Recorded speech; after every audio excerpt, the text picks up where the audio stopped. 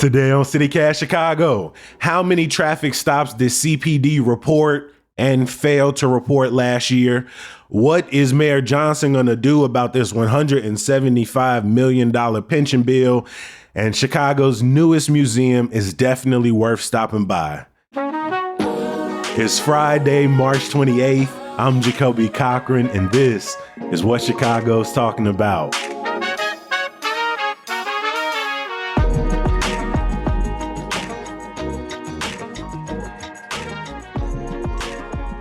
Joining me this morning are journalist and professor Ariane Nettles. Ariane, welcome back to the podcast. Thanks for having me. Oh my God, it's been too long, my friend. We're glad to have you here today. We've also got WTTW City Hall reporter Heather Sharon. Heather, welcome back to the podcast. I am so happy to be here. People have heard me introduce you, if they've been riding with us for the last 4 years, a combined 32, maybe it might be 31, a combined 31 times. You two are the people who have visited CityCast Chicago the most over the last 4 years. And now I think like 1,009 episodes at this point. Yes. So we appreciate y'all being back today. Thanks for having us. Well, we're glad to be here because you guys put out a quality product and we're happy to be part of it. Yes. Happy to be in the family. To everybody else listening, happy Friday or whatever hell day you're listening to this. If you are new, what's up? How you living? Where your people stay? What high school you go to? Where you been at these last 4 years? If you've been rocking with us for any amount of time over that span, we appreciate you. We love you. We couldn't do this without you. All week long, we are celebrating those 4 years and 1,000 plus episodes. This week, we had a couple members on for a little quiz show. Another day, we ran through a Chicago food bracket, crowning thin crust in the process. We heard from people out on the streets about what they love about Chicago. And of course, on our website, we published our 1,000 things we love about Chicago list. So please check that out at chicago.citycast.fm.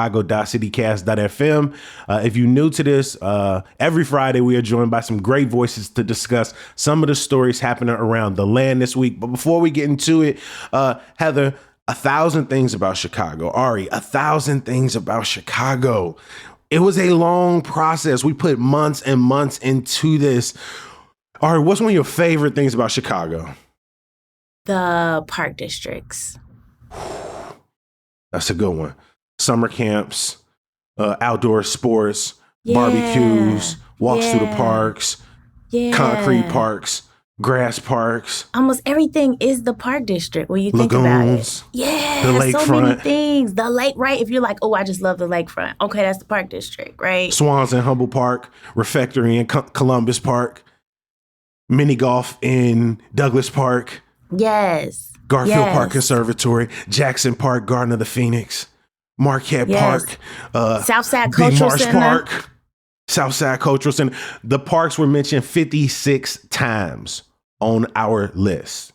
We wrote about it in our newsletter, Hey Chicago. If you're not subscribed, again, while you're at the website checking out the list, subscribe to the newsletter. And Ava Winowski broke down some of the things that were mentioned most. Heather, what's one of your favorite things about Chicago? I love that all of us make being from Chicago and loving Chicago our entire personality. That it does not happen in any other city. Because I love Chicago, but like if I hear somebody who's not from here say something mean about Chicago, the earrings are off, the Vaseline is out, we are going. I know, that's right. And there are very few people from other cities who react like that. And I had to learn that lesson in college, and it is one I relearn every single day. 100%. Yeah. When I got to college, I didn't realize people talked about their hometown the way I talked about my hometown. Everything I said about myself is I'm Jacoby. I'm from the south side of Chicago. I work at the skating rink with my family. That was pretty much my intro line to every single person I ever met. And that shows up frequently on our list. It's number one, how much Chicago loves Chicago, how much Chicagoans love being from Chicago, love the land. And I appreciate the arrogance with which we carry it across the country. It means we support our sports teams with a type of optimism that sometimes makes no sense and yet it is buoyed by some of the greatest championships of all time across sports. The way we ride for our food, the way we look at everybody's skyline with such disgust. We just be like, oh, them your buildings? Them your buildings. That's your architecture. Downtown. This your downtown. There's no like, Frank Lloyd Wright. Yeah. What y'all got going on? No, over there? That's a choice. Speaking of 1,000 things, a quick update. Yesterday, I said executive producer Simone Alisea and I will be on Reset today, but I was wrong. I mixed up my calendar a little bit. Simone will be on WBEZ today live at noon, breaking down the news, but I'm going to be on TV tonight for WTTW's Week in Review live at 5:30. We stay busy around here, so please do us a favor and listen and watch both if you can't get enough of us. Something else people from Chicago do better than every other place is we critique our city. And every single Friday, a lot of the stories we talk about on this show is holding our city, our leaders, our institutions, our neighborhood and neighbors accountable. And we're going to start off with an institution we take to task quite a bit on this show. And that's the Chicago Police Department.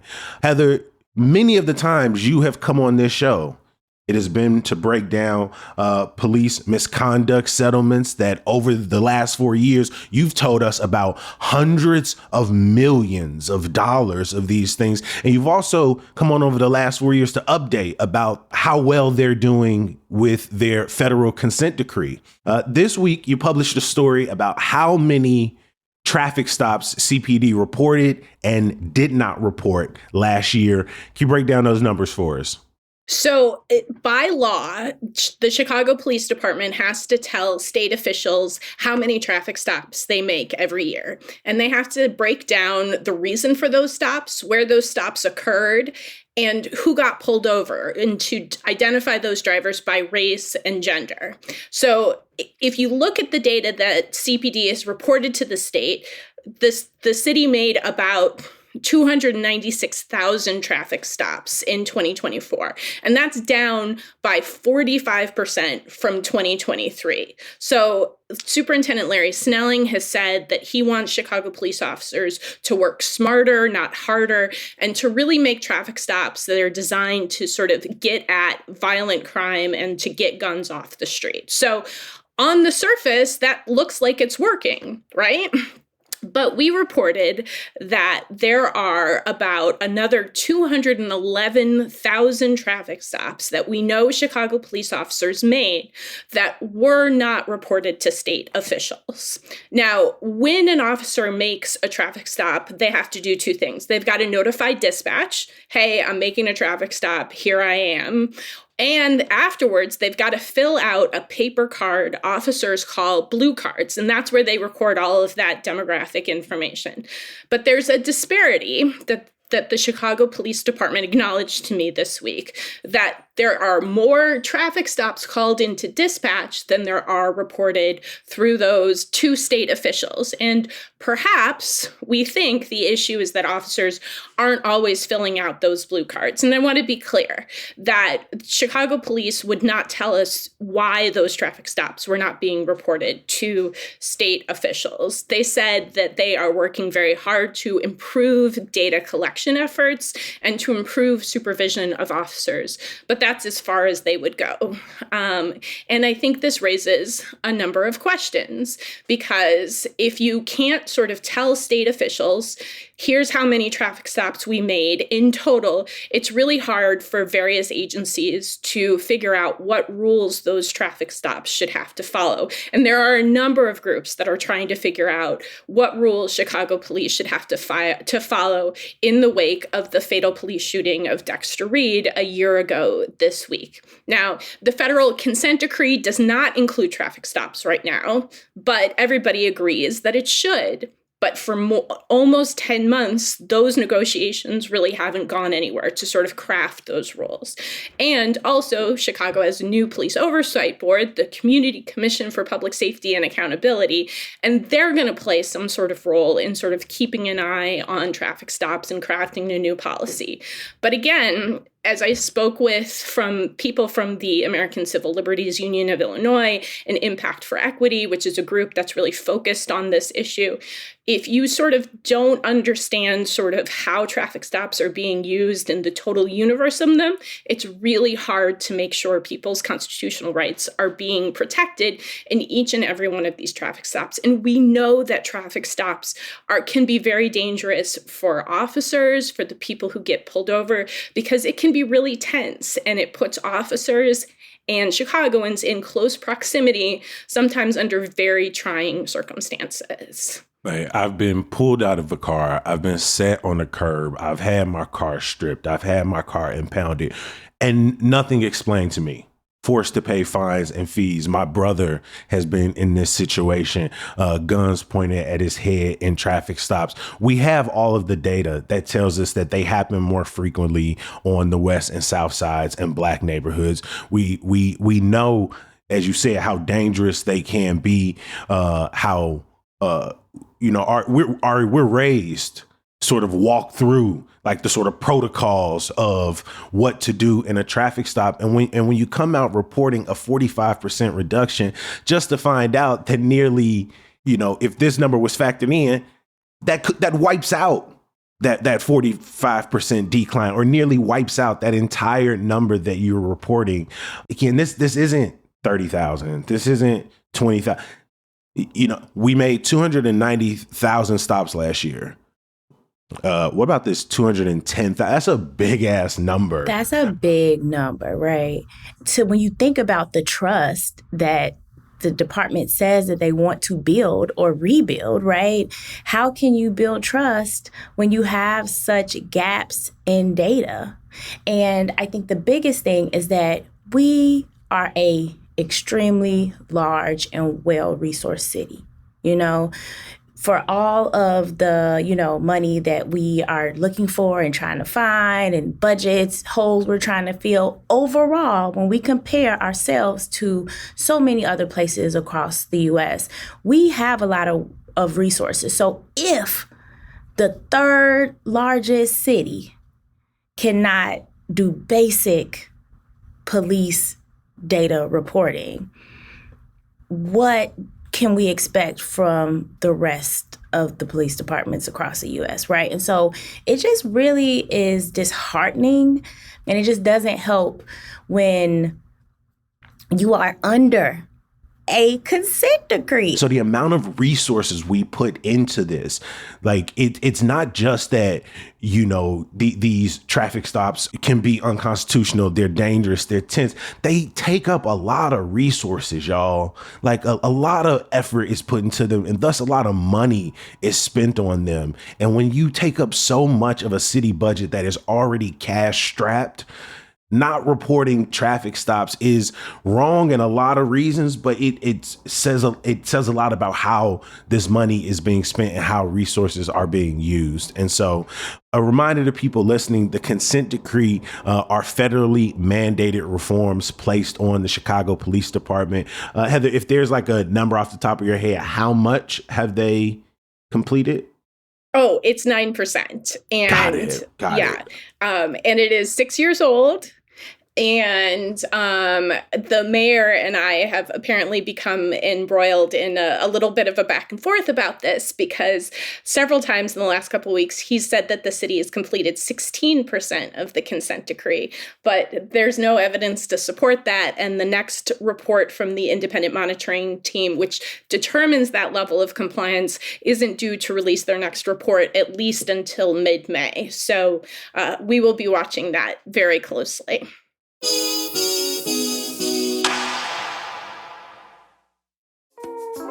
You know me, I've always got a book or two or three I'm either reading or suggesting. And we will always pull for the local independent Chicago bookstores.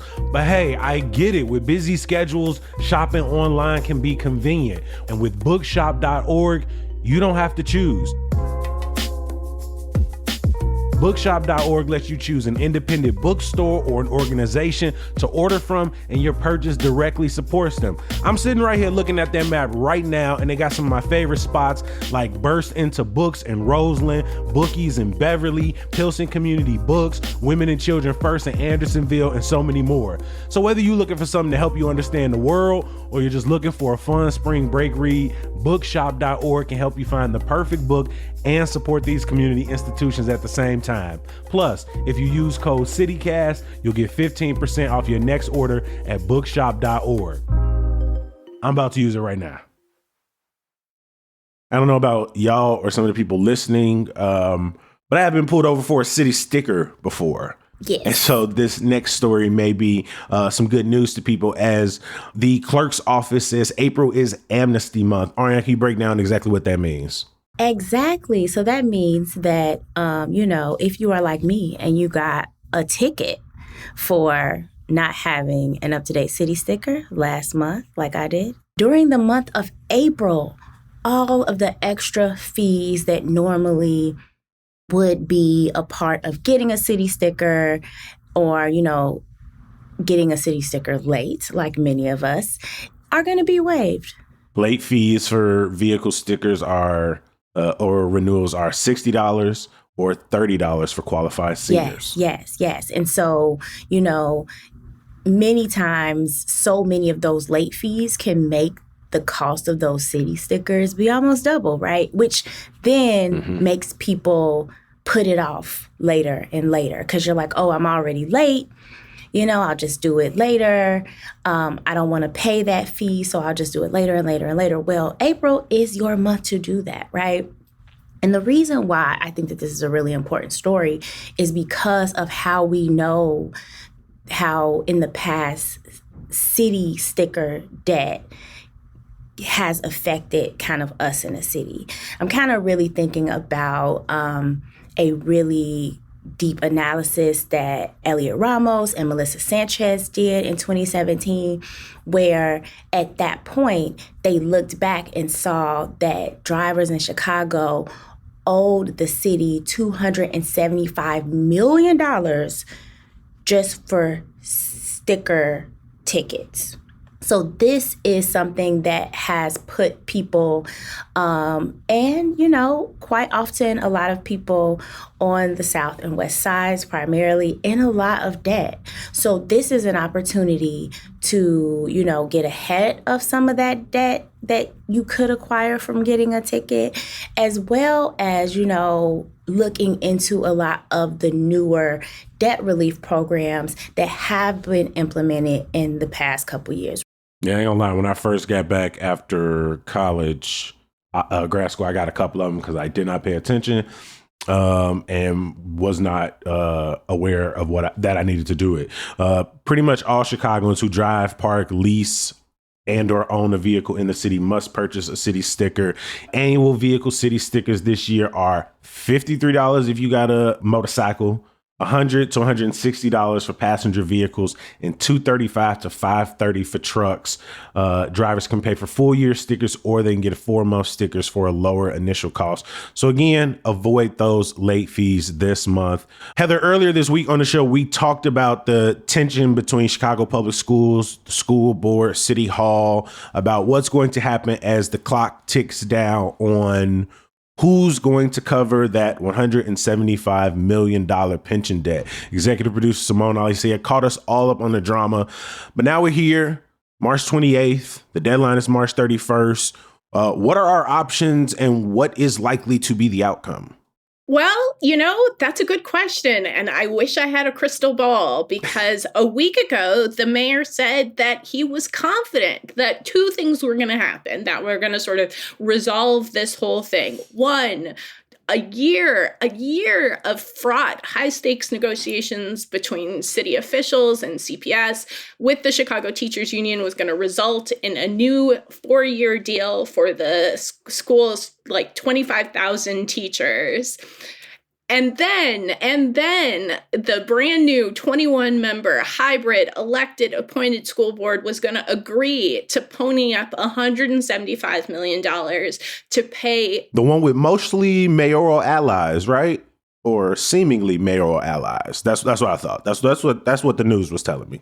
Some mayoral allies. Correct. some mayoral allies. Yes. The news did not lead you wrong. And that they were going to agree to reimburse the city for making that payment, because these are people who work for the school districts but belong to a pension fund that is sort of operated by the city. Is this confusing? Yes, it is. Welcome to Chicago politics. But neither of those things have happened, and it is now more than a week later. And after months of the mayor and his allies saying, look, we need this money, CPS. We don't have this money. You owe us this money. Give it to us now. And then a letter, first reported by Chalkbeat Chicago, from enough members of that hybrid board said, we're not going to do this, has finally convinced city officials that they need to come up with a plan B.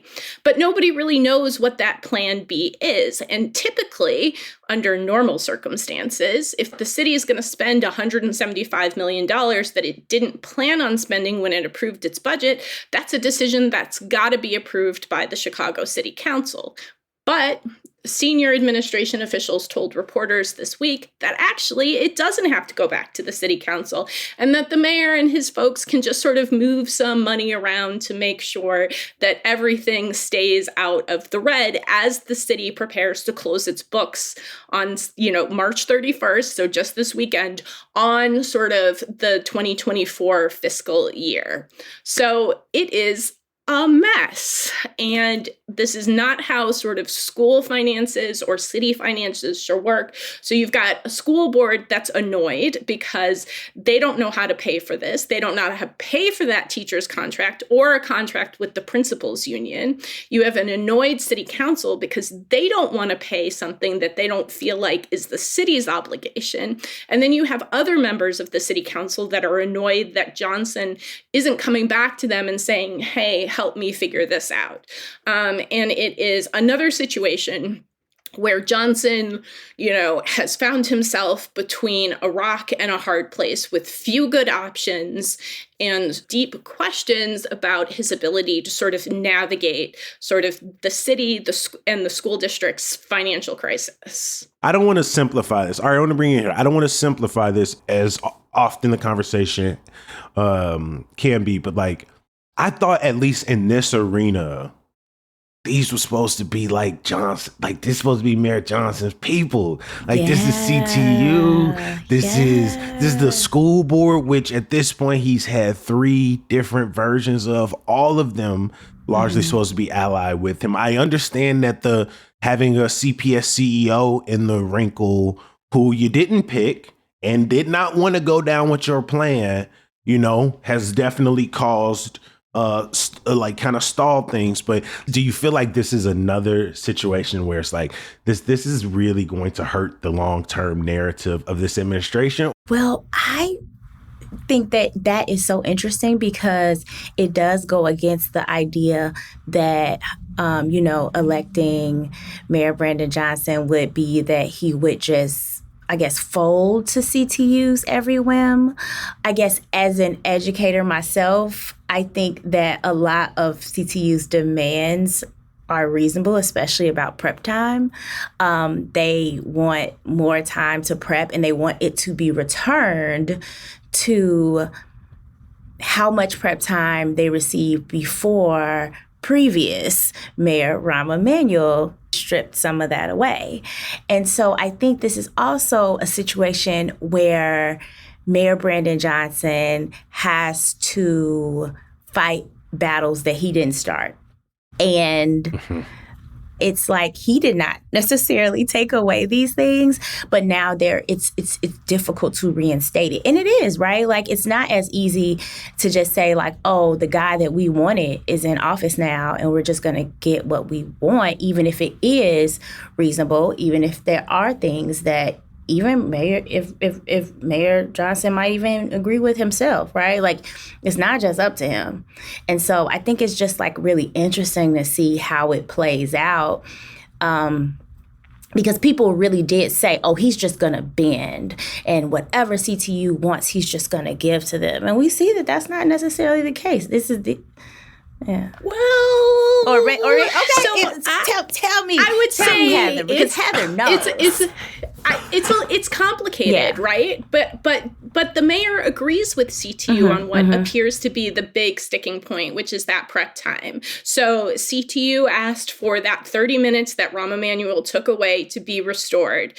And then CPS said, we can't afford it because that would require us to hire more teachers because those kids got to go somewhere while the teachers are grading or prepping or doing whatever they need to do. And CTU said, okay, well, let's settle on, can we do 20 minutes? Like, we'll do 20 minutes. And CPS is saying, no, we can't do 20 minutes, but we can do 10 minutes. Yeah. So we've never had this situation before where we have a mayor saying publicly, I agree with CTU. Let's give them 20 minutes. Let's make this happen. But you have the Pedro Martinez sort of standing in the middle saying the district can't afford this.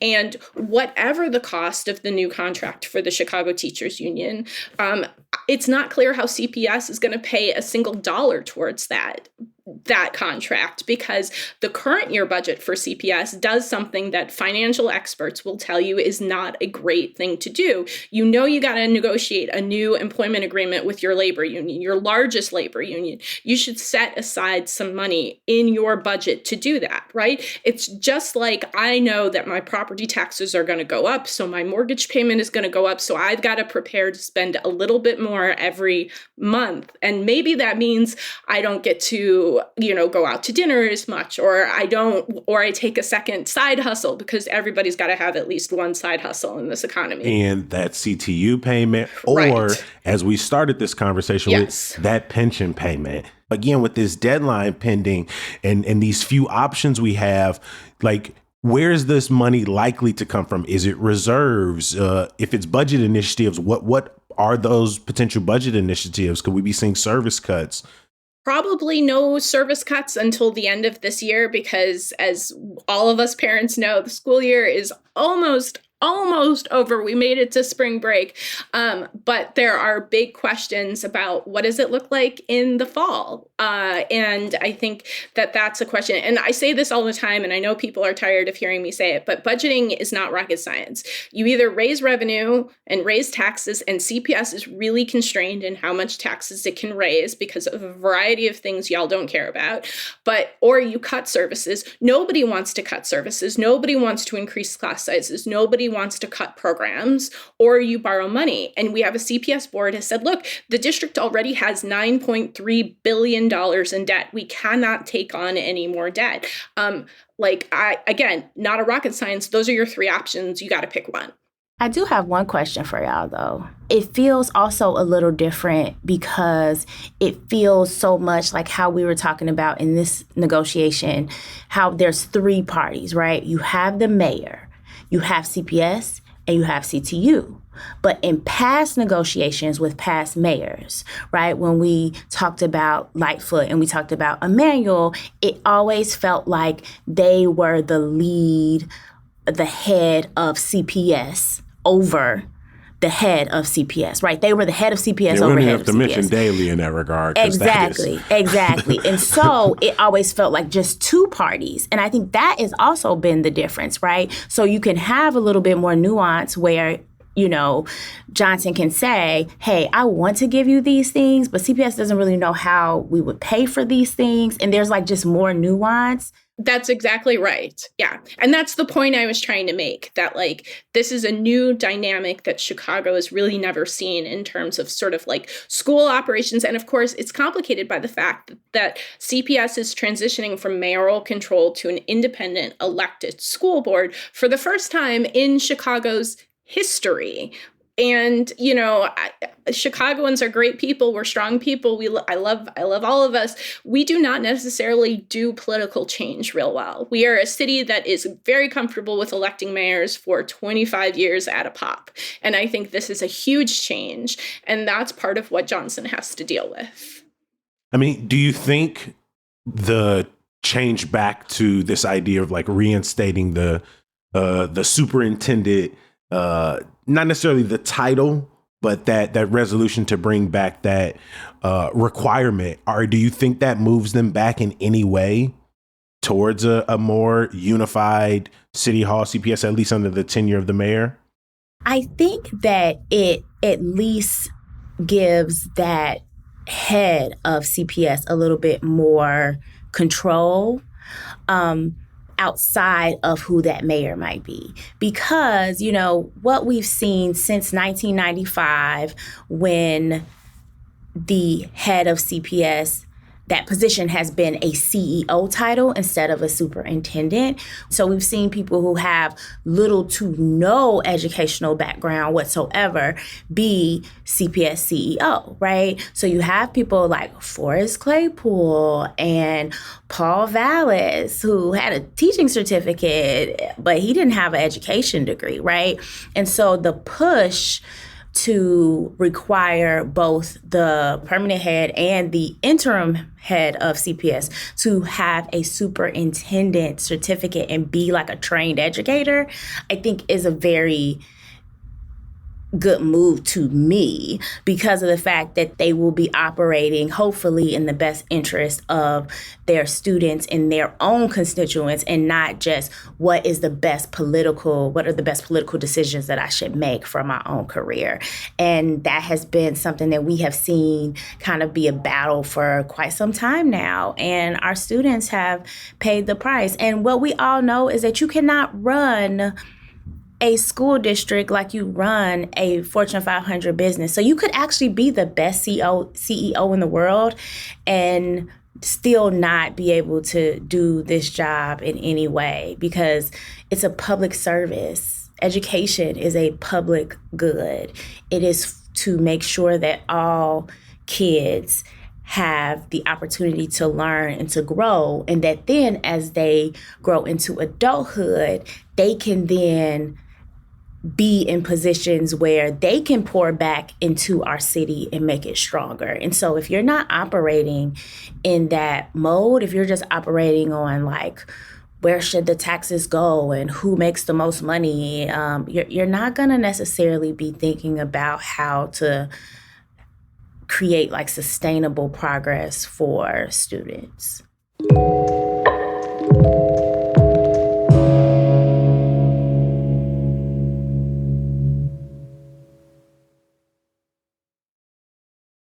Every single episode of CityCast Chicago ends the exact same way. Me begging you to bring your ass back for the next episode, or whatever day you choose to binge a bunch of episodes at once. But before we do that, some good news. Yeah. Heather, please get us started today with our good news. So this combines politics and good news, which is an unusual event, I think. But Governor Pritzker just signed a bill that authorizes the Illinois Department of Natural Resources to hand back to the Prairie Band of the Potawatomi Nation 1,500 acres in DeKalb County that was taken from the tribe a long, long time ago. So the tribe gets their land back. And I write a lot about failures of government to acknowledge sort of things that they haven't done right. And I personally was just really amazed to sort of see this study of a government, not just a governor, but also the General Assembly saying, look, this wasn't right. We're going to take steps to correct it. And here we go. This news was a long, long, long time coming. Over 175 years ago, the land of Chief Charbonnet was stolen, illegally sold during the genocide of indigenous people. And now, again, nearly 200 years later, for us to be able to sit down with the current chairman of the Prairie Band Potawatomi, Joseph Zeke Rupnick, it was really an honor and a privilege to learn about all of the work that went into getting this, like how many different channels it had to go to get it approved, to get it put in a trust, to then get moved back to reservation. It was a lot for this 1,500 acre tract in southern DeKalb County. And so I'm glad to know that this story is moving forward. Ari, over to you. What is your good news? Hey, so not as long awaited, but it's definitely been in the works for some years. And the National Public Housing Museum is opening in Chicago on April 4th. And what is really important about this museum, if you talk to a lot of people who have lived in public housing throughout the decades, although now, right, it may have such a bad rap, early on especially, it was really just such a refuge for so many families. It was helpful to so many people, and a lot of the places that may have ended up not being seen as the best places to live did not have those reputations early on. And they, many people have happy memories from staying there and, growing up there and having friends and families. And, I think that is also just so important for us to kind of celebrate and enjoy. And so what's really interesting to how this museum is set up is that it is set up as kind of an immersive art museum. So there are rooms that are set up in different time periods and kind of to reflect different families. And when you're in those rooms, you can hear the stories of those families. And if there's one thing that we care about in Chicago that I think really makes Chicago, Chicago, it's family, history, heritage, and that is what the museum is celebrating. So I'm really excited to kind of check it out and see what that's like. I love that part where you mention that for so many folks, when they remind you, like, I grew up in Cabrini Green, or I grew up in Robert Taylor Homes, like I grew up in Parkway Gardens. Some people might hear that and they might be like, oh, but like some people miss the joy in their voice. Like I have so many family members who talk about, sure, maybe how tough it was, but they talk about what it meant to have so many kids around them, what it meant to have so many different aunties and uncles, different people who looked out for them. And again, what immense loss took place when people got their high rises torn down, when they got kicked out their apartments. And the museum doesn't shy away from that. The grand opening celebrations are taking place April 4th through the 6th. They got some great activities, including red carpet mini interviews. People can stop by the Dr. Timuel Black Jr. recording studio to share their story of growing up in public housing. They'll have a welcome home happy hour dance party with DJ Spinderella. Learn more about the National Public Housing Museum at the link in our show notes. I am going to close things out. Monday is Trans Day of Visibility. It's a celebration of the strength, resilience, and accomplishments of transgender and non-binary individuals. And right now, as people try to erase transgender folks, as they try to pretend they do not exist, that their stories cannot be heard by the rest of us, I think it's important for us to share these events, to stand up and remind people that we're not going for the bullshit. On Sunday, March 30th, they're going to be gathering for a rally at Federal Plaza at 1 p.m. There's an event today from 3 to 7 at the Puerto Rican Cultural Center, led by Trans Chicago. They're going to have a pop-up closet. It's going to be free for trans people. I will drop a link in the show notes for both of these events. I want to thank our guest today, not only for being here this morning, for being here the last 30 plus mornings you have joined us, Professor and journalist Ariane Nettles. Ari, great to see you. Thank you, my genius friend, for having me. And from WTTW, Heather Sharon, always a pleasure. I'm always happy to be here. Thanks for letting me yap about my continuing effort to love this city hard. Before we get out of here, I want to give a huge thank you to every single person who has contributed to this podcast and this newsletter this week. Our executive producer is Simone Alisea. Our producer is Michelle Navarro. Our Hey Chicago newsletter editor is Ava Winowski. Our roving producer this week was Selena C. Reynolds. Our social media manager is Rick Homuth. The music we all love is from Sam Thousand, All the Kimonos, and Mark Greenberg from the Mayfair Workshop. This week, you also heard music from Sarah the Instrumentalist, courtesy of epidemicsound.com. Hey, before we close the door on today's podcast, visit our website, chicago.citycast.fm. Subscribe to our daily newsletter, Hey Chicago. Please go like and comment on all of the videos Rick has uploaded over the last couple of weeks. We really appreciate him joining the team, so show him some love. You can follow us on Instagram, on TikTok at CityCast Chicago. If you got it like that, consider becoming a member, in honor of our 1,000 episodes. Maybe you want the location to our member event next Thursday. Maybe you want us to read out the 1,000 things we love about Chicago list, like the whole team sitting around, give it to you a little audio book style for the simple price of signing up to become a member. Hey, and if you're riding with us, please don't gatekeep the podcast. Share us with your friends and family. We're going to be here. We'll talk to everybody who pulls up on us next week. Peace. 56 times. The fact that you just know that offhand. I don't know it offhand. I got executive producer Simone Alisea always in my ear, always got my back. What you mean? I'm always prepared with the numbers. I got the guru working with me. Alisea knows it. I got the guru working with me.